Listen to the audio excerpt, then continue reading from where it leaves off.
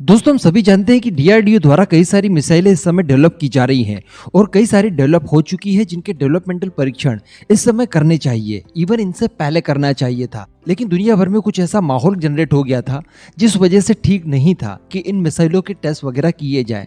Like Russia Ukraine का war हुआ, उसके बाद में चाइना ताइवान के बीच में जो कुछ भी हुआ, कहीं ना कहीं अशांति फैली हुई थी। इस वजह से इन सबके टेस्ट करना उस समय उचित नहीं समझा गया और कई सारे नोट ऑफ वार्निंग जो कि पहले जारी करवाए गए थे, यानी टेस्ट करने के लिए special area no flying zone घोषित करवाए गए थे, लेकिन उस दौरान कोई भी टेस्ट नहीं हुआ। जबकि हम सभी जानते हैं कि इस समय धड़ाधड़ मिसाइलों के टेस्ट करके सारी मिसाइलों को नेक्स्ट स्टेज में पहुंचाने की हमें जरूरत है। लेकिन दोस्तों अब दिखाई दे रहा है कि सारी परिस्थितियां प्रतिकूल है और डीआरडीओ इस मौके का फायदा उठाकर अपनी जो पेंडिंग मिसाइलों के टेस्ट वगैरह है उनको प्रॉपर कंडक्ट कर सकता है और इसकी शुरुआत कहीं ना कहीं होते हुए दिखाई दे रही है, क्योंकि डीआरडीओ ने इस बार फिर से नोट ऑफ वार्निंग जारी किया है। इसी महीने का है, काफी लंबा चौड़ा नोट ऑफ वार्निंग है। अभी जानेंगे आगे कि ये कौन सा एरिया है, कितनी लेंथ है, कौन सी मिसाइल यहाँ पर टेस्ट हो सकती है। आप वीडियो को एकदम एंड तक देखते हुए चैनल को सब्सक्राइब जरूर कर दीजिएगा।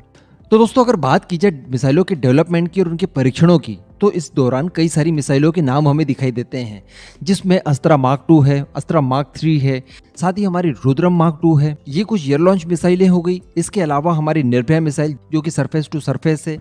इसी के साथ साथ अग्नि प्राइम के कुछ वेरिएंट टेस्ट किए जाने हैं, HSTDV है। कहने का मतलब ये लिस्ट काफी लंबी चौड़ी है और काफी सारी मिसाइलें इस समय टेस्ट के लिए पूरी तरह से तैयार बैठी हैं। इसी दौरान बताया जा रहा है कि बे ऑफ बंगाल में डीआरडीओ की तरफ से एक नोट ऑफ वार्निंग जारी करवाई गई है और ये जारी करवाई गई है 23 से लेकर 25 सितंबर के बीच में।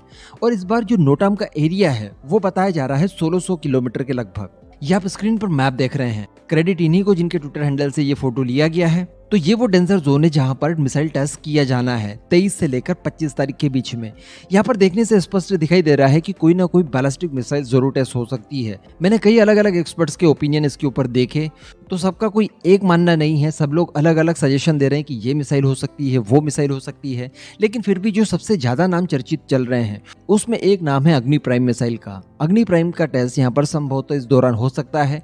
इसी के साथ साथ कुछ लोगों का ये भी मानना है कि यहाँ पर HSTDV का परीक्षण हो सकता है, क्योंकि हम सभी जानते हैं कि HSTDV का जब हम परीक्षण करते हैं तो उसे किसी बैलिस्टिक मिसाइल में ही इंटीग्रेट करके फिर करते हैं और ये नोटाम भी कुछ उसी तरह का दिखाई दे रहा है। तो यहाँ पर चांसेस ये दिखाई दे रहे हैं कि HSTDV का भी कोई परीक्षण यहाँ पर किया जा सकता है डीआरडीओ की तरफ से।